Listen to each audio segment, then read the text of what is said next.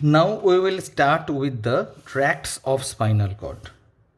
So first one we will discuss the descending tracts,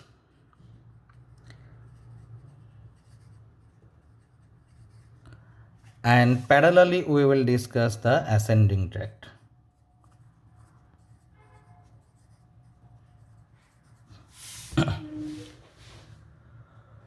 Very basic one. Let us draw a schematic diagram. Say this one is the cerebral cortex.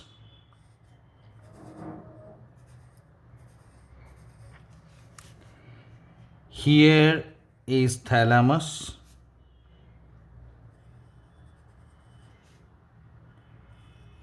Lentiform nucleus.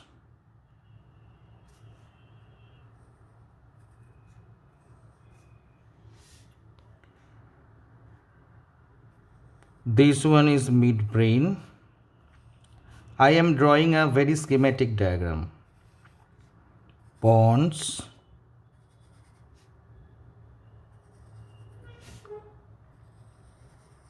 medulla. And obviously, this medulla continues down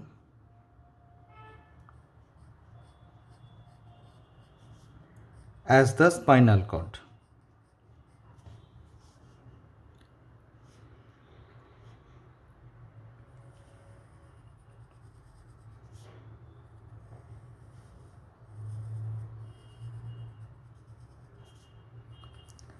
This one is the gray matter, the H-shaped gray matter with central canal, white matter,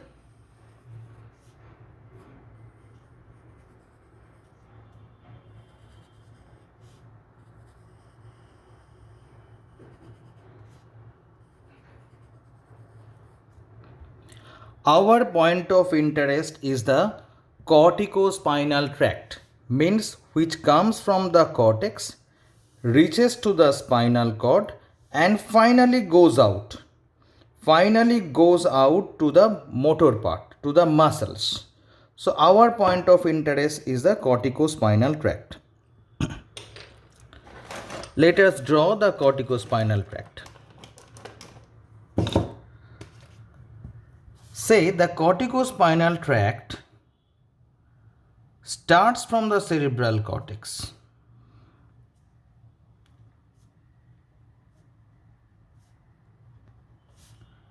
It starts from the cerebral cortex, from the pyramidal cells of cerebral cortex. So why it is called as pyramidal tract? It comes out from the cerebral cortex,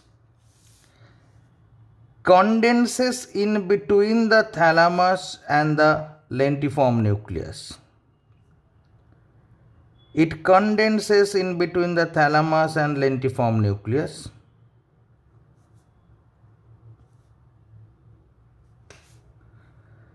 Passes as an internal capsule. It very capsulated format. Capsule means compact. So before the capsule, it was a fanned out area. This fanned out area is known as corona radiata.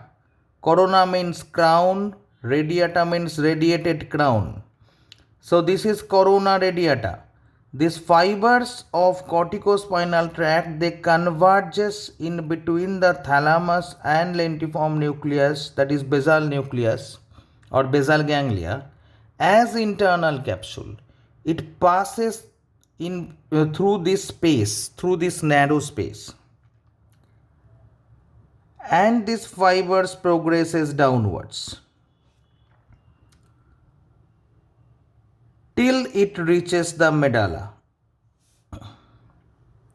It progresses downwards ipsilaterally till it reaches the medulla.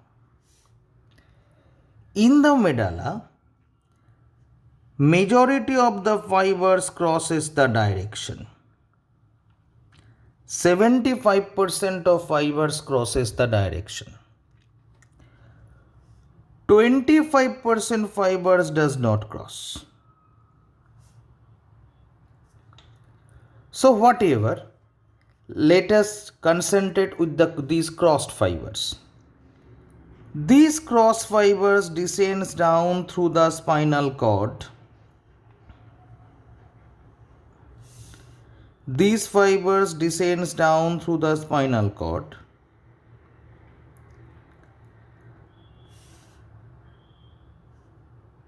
So the corticospinal fiber zone is present just lateral to the gray matter. Just lateral to the gray matter. The corticospinal zone is present just lateral to the gray matter. The fiber destined for the lower level pass downwards. The fiber destined for this level, it enters in the anterior horn cell and finishes. From this anterior horn cell, the new generation neuron starts, which comes out as a lower motor neuron.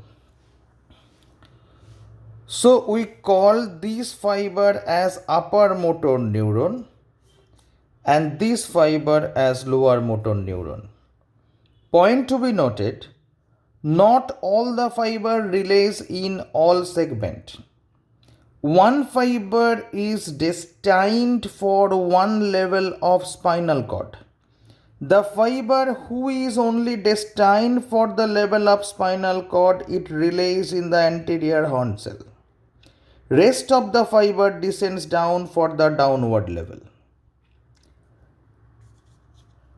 Now what happens for these fibers? These fibers descends through the spinal cord in the anterior funiculus.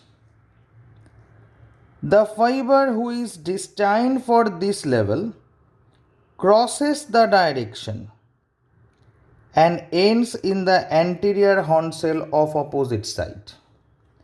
The fiber destined for the lower level descends down. So we get the corticospinal zone number 1 in lateral to the gray matter in the lateral funiculus, and we also get the zone in the anterior funiculus. So we get the corticospinal zone in the lateral funiculus, that is a bigger zone known as lateral corticospinal tract, and this one is known as anterior corticospinal tract. So whatsoever the message is, the spinal cord lower motor neuron is controlled by contralateral cerebral hemisphere. See, the fibers comes down from this side. Either they crosses at this level, in the medulla level, they will supply to the ipsilateral anterior horn, or the fiber will cross in the spinal level. So whatsoever this lower motor neuron is controlled by contralateral cerebral hemisphere. The majority of the fiber crosses at medulla. Minor fibers, very less number of fibers, they crosses in the same spinal level. So this is our ascending tract. This is the descending tract.